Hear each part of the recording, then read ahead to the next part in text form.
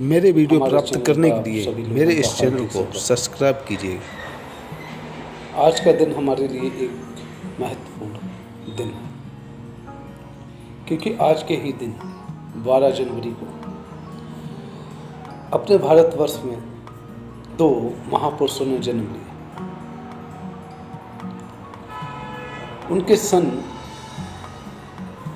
जन्म की जो सन है वो भले ही अलग अलग हो, लेकिन ग्रह, नक्षत्र और तारीख ये इसमें समानता है। दो महापुरुषों में एक तो महापुरुष थे स्वामी विवेकानंद जी, और दूसरे महापुरुष थे परम पूज्य महर्षि योगी जी। स्वामी विवेकानंद ने हमारे जो वैदिक विज्ञान है, वैदिक ज्ञान है, जो हमारे सनातन धर्म है, भारतीय संस्कृति, भारतीय सभ्यता है, जो उसका प्रचार प्रसार विदेशों में तक में किया। विश्व के कोने कोने में इसका प्रचार प्रसार किया। और महर्षि योगी जी ने उस ज्ञान का लोगों को अनुभव कराया। चेतना विज्ञान के संस्थापक महर्षि योगी जी, उन्होंने चेतना को किस तरह से जाना जाए, समझा जाए, ये तरीका लोगों को दिया। क्योंकि एक विज्ञान ही है जिसके द्वारा हम ये जान पाते हैं कि हमारे अंदर क्या है। तो हमारा जो वैदिक विज्ञान है, ये वैदिक विज्ञान मेरा प्राचीनतम विज्ञान है, कि सारा विज्ञान वेदों में ही समाहित है।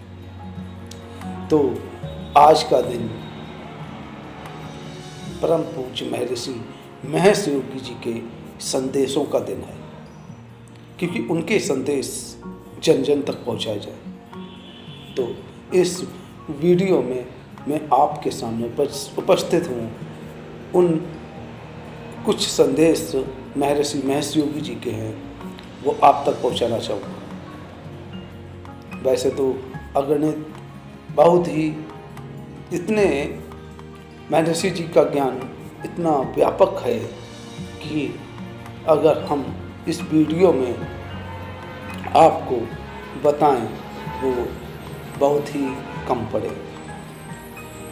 तो एक संदेश महर्षि जी का है, और एक जो उदाहरण दिया महर्षि जी ने, उसमें उसी उदाहरण को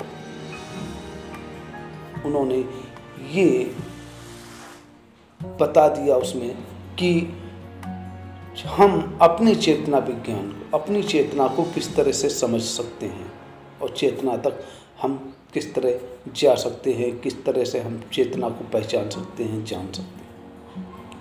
तो वो एक उदाहरण था पौधे का। पौधे का एक उदाहरण है कि मान लेते हैं कि एक पौधा है, और एक पौधे में, चाहे वो किसी भी प्रकार का पौधा हो, उस पौधे के कई पक्ष होते हैं। यानी कि पक्ष का मतलब उसमें जड़ होती है, तना होता है, फिर पत्तियां होती हैं, फिर कलियां होती हैं, फिर फूल होते हैं, फिर फल होते हैं। तो एक जो माली होता है, उस पौधे के विकास कैसे हो, इसमें फल कैसे लगे, इसमें पत्तियां कैसे लगे। अगर वो पत्तियां सूख रही हैं, फूल सूख रहे हैं, तो वो फूलों पर पानी ना डालकर, पत्तियों पर पानी ना डालकर, वो पेड़ के जड़ में पानी देता है। और जब वो पेड़ के जड़ में पानी देता है, वृक्ष के पौधे के जड़ में पानी देता है, तो वृक्ष के जो सारे पक्ष हैं उनका एक साथ विकास होता चला जाता है। इसी प्रकार से जो मनुष्य है, तो मनुष्य के जीवन के भी कई पक्ष होते हैं, उनमें से एक पक्ष होता है शिक्षा, स्वास्थ्य और अर्थ, राजनीतिक, सामाजिक। ये जो पक्ष हैं, इनके बिना व्यक्ति जीवित ही नहीं रह सकता, यानी कुछ कर ही नहीं सकता,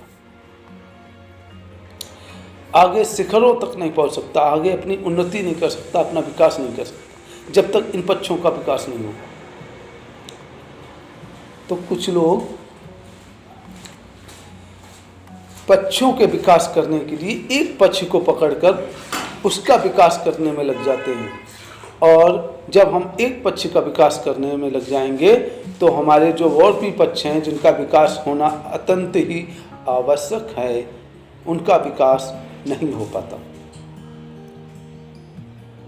और अंत में क्या होता है कि जो जिनका विकास नहीं हो पा रहा है वो तो नहीं हो पाएगा, और जिसके विकास में हम लगे हुए हैं अंत में वो भी विकास नहीं हो पाता, और हमारा जो जीवन रूपी वृक्ष है वो सूख जाता है।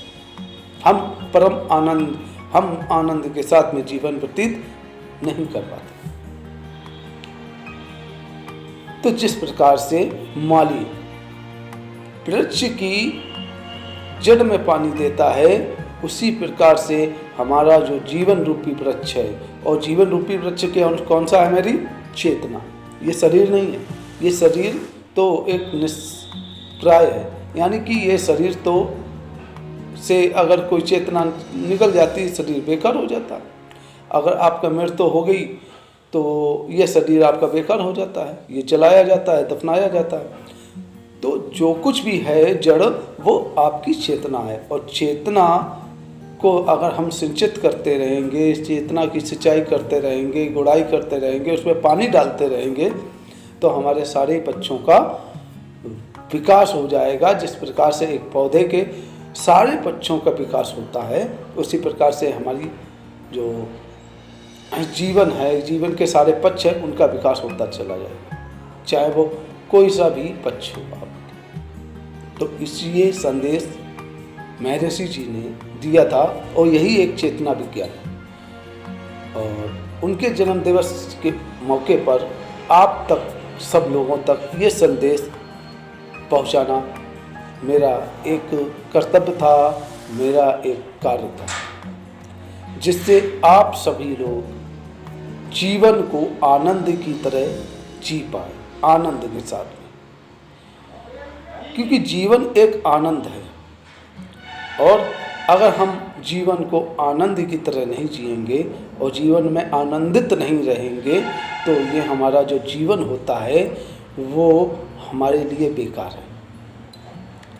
हम ये नहीं कहते कि आप मेहनत करें, मेहनत करने के साथ साथ में आप अगर मानसिक शक्ति का विकास भी करते रहें, शारीरिक शक्ति का विकास भी करते रहें, तो आप उस मेहनत का जो फल है वो आपको 100% मिलेगा। तो इसके लिए और चेतना को सिंचित करने के लिए, चेतना को पानी देने के लिए बहुत ही सरल तकनीक महर्षि जी ने दी सभी लोगों को, और उसका लाभ विश्व के अनेक देशों के निवासियों ने उठाया है और उठा भी रहे हैं।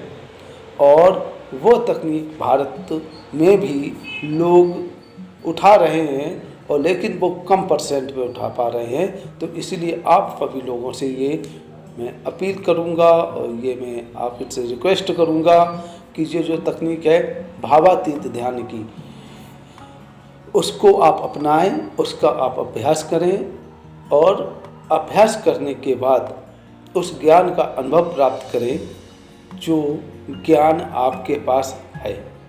क्योंकि जब तक आप अनुभव प्राप्त नहीं करेंगे तब तक वो ज्ञान आपका पूर्ण ही नहीं होगा। तो ये जो ध्यान भावातीत ध्यान है, इसको आप कहीं भी, किसी भी समय, किसी भी अवस्था में कर सकते हैं, और बिना किसी प्रयास के। इसमें कोई भी प्रयास नहीं करना पड़ता, कोई भी कार्य आपको ऐसा नहीं करना पड़ता जिससे आपको इस भावातीत ध्यान में का अभ्यास करने में कोई दिक्कत हो।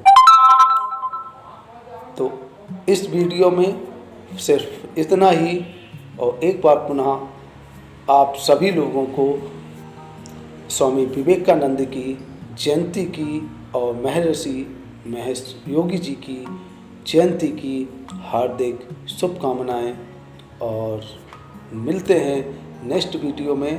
तब तक के लिए जय गुरुदेव।